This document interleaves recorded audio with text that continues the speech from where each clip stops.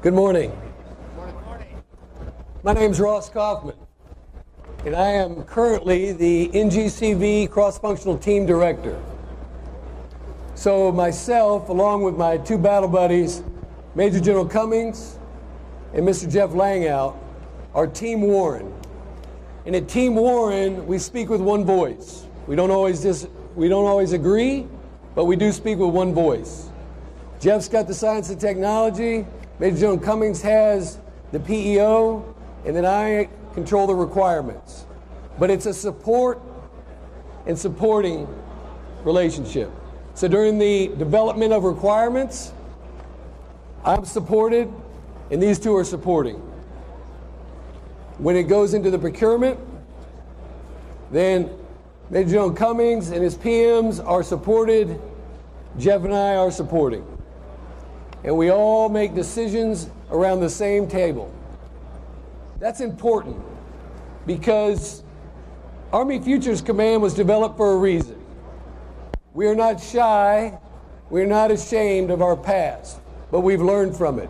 We know that we've had several failed programs in the United States Army ground vehicle systems. And we have made a commitment to the taxpayers, to Congress, to you, to never let that happen again. So how are we going to do it? What's different? Well, we have firm priorities coming from the Secretary and the Chief of Staff, and we have incredible access. Once a week, a cross-functional team lead, along with the PEO, is sitting there briefing the Army senior leadership. We have synchronization. The three of us are in perfect unison. Again, we don't always agree, but we settle it out in-house, make a decision, and move out together. Next, we're committed to industry and academia and our business partners. We listen. Our number one priority, the optionally manned fighting vehicle, the Bradley replacement, we've had over 25 exchanges of written communication from us to industry asking for feedback. And that feedback is listened to. And we modify it so we don't fall into the trap that the Army has fallen into before, where we want something that industry and technology cannot deliver. We talk about the future combat vehicle, but the reality is you cannot put something on the street that doesn't exist today. And we want to get the best minds across the entire community moving in that direction. And that's our commitment to you. And that's what we ask, is constant communication. And lastly, incremental upgrades. So much like the Abrams was fielded with 105 millimeter and upgraded to the 120 when it was done, that's the approach we're taking. We will constantly improve through future increments so we have the best equipment in our soldiers' hands in time for the next war. So what is NGCV? The V is plural, next generation combat vehicles. Our number one priority, the optionally manned fighting vehicle, the Bradley replacement. At the end of this month, the request for proposal will hit the street. That's an informed document, as I said, through academia, science and technology, industry. So that's our number one priority. Number two, the robotic combat vehicles. And we're going to talk a little bit more about those today. Number three is the AMP-V. So the 113 replacement. And finally, the mobile protective firepower. A light cannon vehicle that can assist the infantry to get beyond that final enemy strong point so we can get fresh legs on the objective, engage and destroy our enemy. And then finally, in the future, a decision will be made for Abrams replacement. And I want to call it, and as I said at the last AUSA, this is a decisive lethality that has to fight in really, really bad places. Is it a tank? I don't know. But it will be decisively lethal. Protect the crew against their main battle tanks and allow us to identify the enemy before they can identify us, and engage them at further ranges. So when we talk about multi-domain operations at the low-level operational and tactical levels, there's some confusion. To me, what that means at the low-level operational and tactical level are three things. It's a very, very dynamic environment. This isn't a 96-hour ATO cycle. This is dynamic. It happens very fast. The battle major, the battle captain has the authority and access to a multitude of effects so that we can take advantage of windows of opportunity, because at the end of the day, the vehicles that we are building, they have to get through 2 layers of disruption zone. They have to find the objective and get our soldiers and our vehicles to that objective safely so that we can close with and destroy our enemy. That is the focus. That's why we are creating new vehicles. We cannot modernize to parity. We must modernize to overmatch. So a couple of charts for you. Next chart, please. The robotic combat vehicle. I'd like to be clear. This is an experiment. But if this experiment goes the way I believe it will, this is going to change the way that we fight combat operations in the future. Through my internal war games, I believe we can gain up to 18 kilometers from the last enemy soldier to our first enemy, our friendly soldier. So get 18 kilometers between humans with robots. Am I correct? I don't know. But that's my hypothesis. And we're going to conduct experiments. But when you look at these, what I'd like for you to think is payload agnostic robots. These payload agnostic robots may have chemical detectors. They may have smoke. They may have lethality. Different lethality options at different weight classes. And at the end of the day, those 3 platforms, we may choose 1, 2, 3, or 0. We may decide that we don't want to fight this way, but we owe it to our soldiers to determine if we can take some burden off their shoulders with robots. And I am a firm believer that this can happen. I'm a firm believer that it will. We know that our adversaries are already experimenting. And frankly, after seeing things here in Huntsville, visiting with industry, visiting with academia, I'm not impressed with their advances. I think today we can field something better than what our potential adversaries are putting on the street. But we got to start learning. We got to figure out the human interface. We got to figure out the range in which we can execute and what capabilities we want to use. So you see those words around the slide. Those are all the things that we are working through. Autonomy.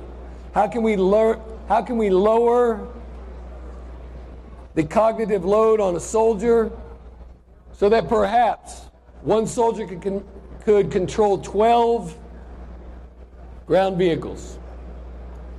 That's the stretch. It's a stretch goal. I think it's possible. We can do it in the air. You've seen the swarming. It's not a surprise. It's all, you know this. I think as we advance through autonomy, combined with our AI efforts, I think it's very, very doable. Next chart. How are we going to do this? Look, we're going to conduct 3 experiments. Experiments, please. We're approaching this just like an experiment. Hypothesis, null hypothesis, learning objectives. We're going to start with 1 platoon in phase 1.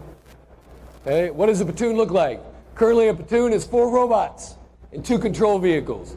In those control vehicles are 4 soldiers. So 2 soldiers controlling 1 robot.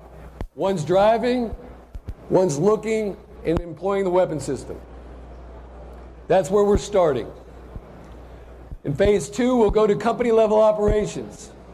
Company level operations, we're going to ask industry for modified off-the-shelf robots. And at the end of that experiment and the first one, we'll have decision points. Is this a path that we want to continue to go down? And if not, we stop it. And if it is, we double down. But we need to have informed decisions, and these experiments are going to allow us to do that. So it'll be company level operations in experiment 2 and company level operations in experiment 3. That will feed a 2023 decision of how we want to proceed. There's also opportunity depending on the results of experiment 2, that we could make a decision to proceed faster. But again, decision points, giving options to Army senior leaders to see how these robots will change the way warfare is executed. And it's for one single reason. Next chart. Look into his eyes. Represents every soldier you've ever known from every country. And all this person is asking, all this soldier is asking from you, from me, from us all, is that it's not about the money. It's about the capabilities that we can put in his or her hands so they can do what we ask of them. We owe it to them, regardless of the bottom line. We owe it to our soldiers to keep him and those like him safe. I'll take any questions. Yes. Sir, I won't be a sniper. Instead, I'll ask Mr. Laughlin discussion. Sir, what dual-use technologies excite you the most? Dual-use? In other words, what technologies do you believe? What technologies do you believe that exist and have dual-use purposes could be integrated onto the United States? Sure. So obviously we live in Detroit. And so one of the things we're looking at really hard is what can we glean from the automotive industry. More importantly, I would just beg you on this, is expectation management. When you hear the auto industry talk about autonomy, and you hear General Motors talk about super cruise and all those kind of things, that doesn't mean that the Army is ready to release autonomous vehicles all over the battlefield. In this discussion you just talked about here, all of those things are being controlled by humans, right? In teleops operations.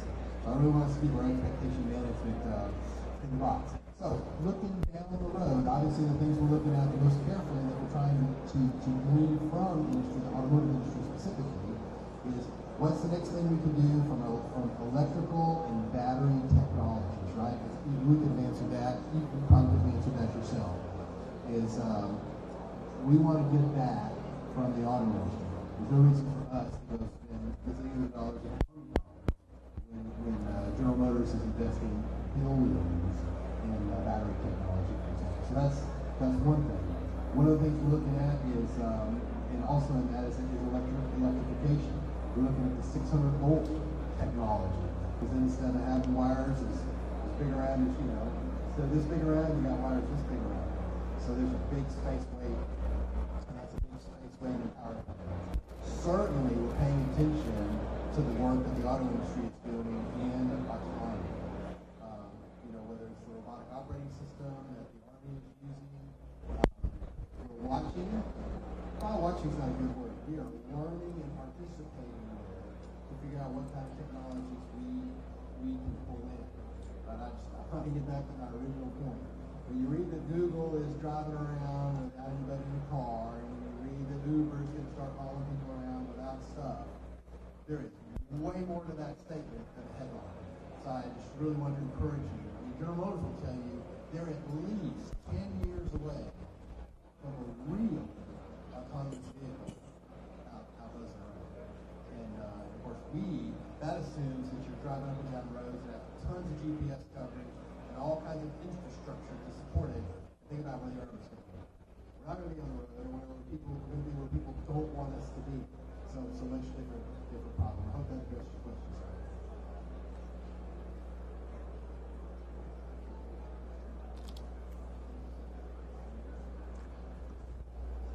Yes. Hi,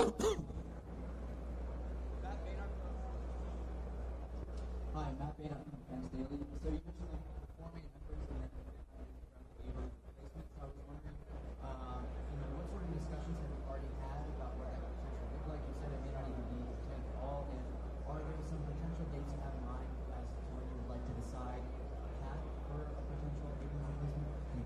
Yeah, so we're very confident in the Abrams today, but we're not naive.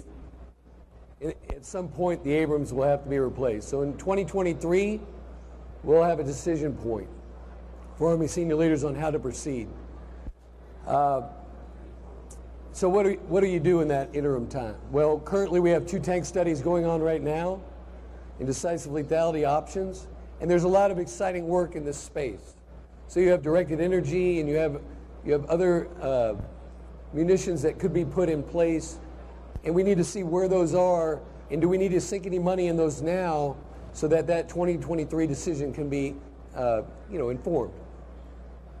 But to be clear, the Abrams is, we think the Abrams is the best in the world today. But we are Army Futures Command. We're looking towards tomorrow.